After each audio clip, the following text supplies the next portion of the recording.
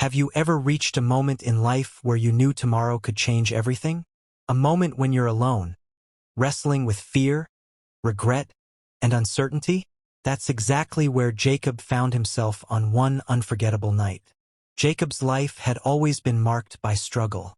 He tricked his brother Esau out of his birthright, deceived his father Isaac to steal the blessing, and spent years running from conflict.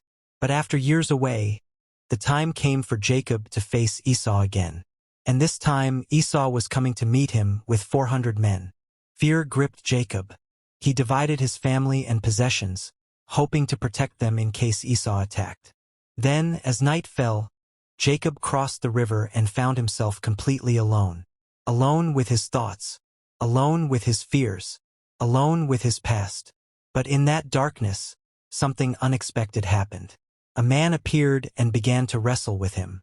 Not for a few moments, not even for an hour, but all night long. Imagine the intensity of that struggle. The sweat, the dust, the exhaustion, the determination. This was no ordinary fight. As dawn approached, the man touched Jacob's hip and instantly dislocated it. With just a touch, Jacob was crippled, yet he refused to let go.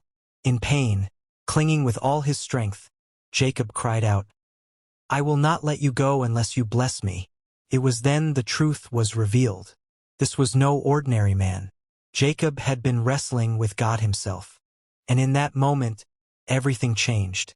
The man asked, "What is your name?" Jacob replied, "Jacob." That name meant deceiver, supplanter, trickster. It was the story of his life. But God gave him a new name. "Your name will no longer be Jacob, but Israel, because you have struggled with God and with men and have overcome."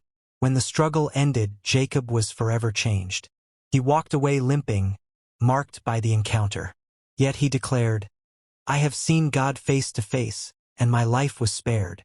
He named the place Peniel, which means face of God. This story is not just about Jacob, it's about all of us. Sometimes God allows us to wrestle through the night, through seasons of pain, confusion, and fear. We may feel wounded in the struggle, but those wounds can become the very marks of his blessing. Jacob didn't walk away the same.